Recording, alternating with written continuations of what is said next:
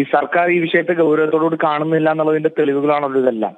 പ്രതിപക്ഷ നേതാവ് കഴിഞ്ഞ ദിവസം പറഞ്ഞ പോലെ കേരളം ഒരു ഗാങ്സ്റ്റർ സ്റ്റേറ്റ് ആയിട്ട് മാറിയിരിക്കുന്നു എന്നുള്ളതാണ് സത്യം. ഈ നാട്ടിൽ മുഴുവൻ ഗുണ്ടകൾ വിഹരിക്കുന്ന ഒരു നാടായിട്ട് മാറി. നിയമവ്യവസ്ഥയോട് യാതൊരു വിധത്തിലുള്ള ഭയവുമില്ലാത്ത കുറെ ഗുണ്ടകൾക്ക് വേണ്ടിയിട്ടുള്ള ഒരു ഭരണം പോലെ ഇത് മാറിയിരിക്കുക. നിങ്ങളൊന്ന് ആലോചിച്ച് നോക്കൂ, കഴിഞ്ഞ ദിവസം നമ്മൾ കണ്ടതാണ് ഗുണ്ടകളെ സംബന്ധിച്ചിട്ടുള്ള ചർച്ചയിൽ TV ചാനലുകളിൽ ഗുണ്ട വന്നിരുന്ന് സംസാരിക്കുകയാണ്. ഈ പറയുന്ന ഫൈസൽ അല്ലെ, തമ്മനം ഫൈസൽ, അദ്ദേഹം പോലും ഒരു ചാനലിൽ വന്ന് പരസ്യമായിട്ട് ഇന്റർവ്യൂ കൊടുക്കുന്ന സാഹചര്യം ഉണ്ടായി. ഈ ഗുണ്ടകൾക്ക് തങ്ങളുടെ കുറ്റകൃത്യങ്ങളെ കുറിച്ചും തങ്ങളുടെ വീരകഥകളെ കുറിച്ചും ഒക്കെ പറയാൻ ന്യൂസ് ചാനലുകളിൽ വന്നിരുന്ന് പറയാൻ പോലും മടിയില്ലാത്ത ഒരു കാലമായിട്ട് കേരളത്തിലെ പിണറായിയുടെ കാലം മാറിയിരിക്കുകയാണ്. ഇത് ഇന്നും ഇന്നലെയും തുടങ്ങിയല്ല. കേരളത്തിലെ പോലീസിനെ മുഴുവൻ ക്രിമിനൽ വൽക്കരിച്ചതിന്റെ ആദ്യത്തെ ഉത്തരവാദിത്വം മുഖ്യമന്ത്രി പിണറായി വിജയനാണ്. കേരളത്തിന്റെ ഹൈക്കോടതിയിൽ തന്നെ മുഖ്യമന്ത്രി ഈ പോലീസ് സംവിധാനം കേരളത്തിൽ പോലീസുകൾ ഉള്ള ക്രിമിനലുകളുടെ ലിസ്റ്റ് കൊടുത്തിട്ടുണ്ട്. എന്ത് നടപടി ഈ പോലീസിനകത്തുള്ള ക്രിമിനലുകൾക്കെതിരെ എടുത്തു എന്ന് പറയാൻ ഇതുവരെ ഈ സർക്കാർ തയ്യാറായിട്ടില്ല.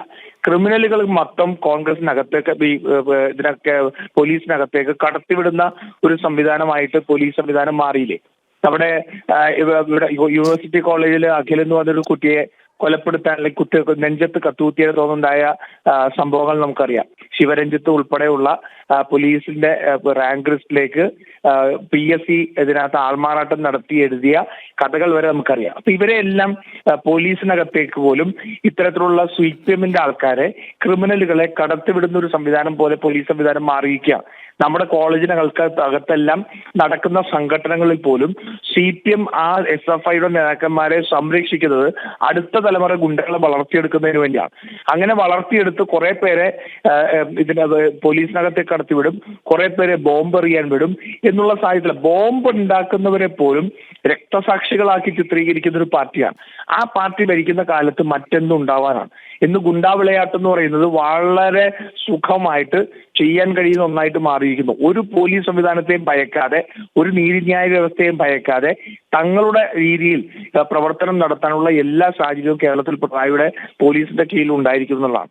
നമുക്കറിയാം, കുറച്ചു നാളുകൾക്ക് മുമ്പാണ് കോട്ടയത്ത് ഒരു ഗുണ്ടയെ കൊന്ന് ആ ഗുണ്ടയെ കൊണ്ടുവന്ന് പോലീസ് സ്റ്റേഷന്റെ മുന്നിൽ കൊണ്ടുവന്നിടുകയും അതിനുശേഷം അരമണിക്കൂർ ആ ഗുണ്ടകൾ അവിടെ നിന്ന് കൊലവിളി നടത്തിയതാണ് നമ്മൾ മനസ്സിലാക്കുന്നത്. പോലീസ് വാതിലടച്ച് സ്റ്റേഷനകത്തിരുന്നു.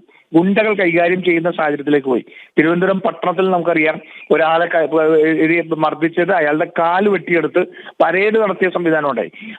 ഒരു സ്ഥലത്തും പോലീസിനെ പോലും ഭയമില്ലാത്ത രീതിയിലേക്ക് മാറി. കാരണം പോലീസിനകത്ത് മുഴുവൻ ഈ ഗുണ്ടകൾക്ക് വലിയ സൗകര്യം ചെയ്തു കൊടുക്കുന്ന സംവിധാനമാണ് ഉള്ളതിന്റെ ഏറ്റവും വലിയ തെളിവാണ് ഇപ്പൊ വന്ന വാർത്ത. ഈ അനന്തമജ്ഞാതം അവർണ്ണീയം ഈ ലോകഗോളം തിരിയുന്ന മാർഗം അതിങ്കിൽ എങ്ങാണ്ട് ഇടത്തിരുന്ന് നോക്കുന്നവർക്കും കണിയെന്തറിഞ്ഞു എന്ന് പറഞ്ഞ അവസ്ഥയിലാണ്. ഇത് നമ്മൾ കണ്ടതാണിത്. ഈ കണ്ടതിനപ്പുറം എന്തെല്ലാം നടക്കുന്നു എന്നുള്ള, കാരണം നമ്മളുടെ മുന്നിലുള്ള ഏറ്റവും വലിയ തെളിവ് എന്ന് പറയുന്നത് ഗുണ്ടകൾക്ക് പോലീസുകാരെക്കാൾ കൂടുതൽ ആത്മവിശ്വാസത്തോടെ ഈ നാട്ടിലിറങ്ങി കൊലപാതകം നടത്താനും ഇത്തരത്തിലുള്ള അക്രമ സംഭവങ്ങൾ നടത്താനും കഴിയുന്നതാണ്. അപ്പൊ എത്രമാത്രം ഡീപ്പായിട്ട് ആഴത്തിൽ ഈ ഗുണ്ട പോലീസ് ബന്ധം വളർന്നിരിക്കുന്നു എന്നുള്ളതിന്റെ സൂചനകളാണ്. ഇതിനെ ഒന്നും തടയിടാൻ പിണറായിയുടെ സർക്കാരിന് കഴിയുന്നില്ല. പോലീസിന്റെ ആത്മവീര്യം ചോരുമെന്ന് പറഞ്ഞുകൊണ്ട് പോലീസിലെ ക്രിമിനലുകൾക്കെതിരെ നടപടിയെടുക്കാതിരിക്കുകയാണ്. കഴിഞ്ഞ ദിവസമാണ് ഹൈക്കോടതി ചോദിച്ചത്, നിങ്ങൾ പോലീസിന് ആത്മവീര്യം കുറയുമെന്ന് പറഞ്ഞുകൊണ്ട് പോലീസിനകത്തെ ക്രിമിനലുകൾക്കെതിരെ ഒരു നടപടിയും എടുക്കാതിരുന്നാൽ എങ്ങനെ ശരിയാവും എന്ന് ചോദിക്കുകയാണ്. കാരണം ഇതിനകത്തെല്ലാം ഇവർക്ക് രാഷ്ട്രീയ ബന്ധങ്ങളുണ്ട്.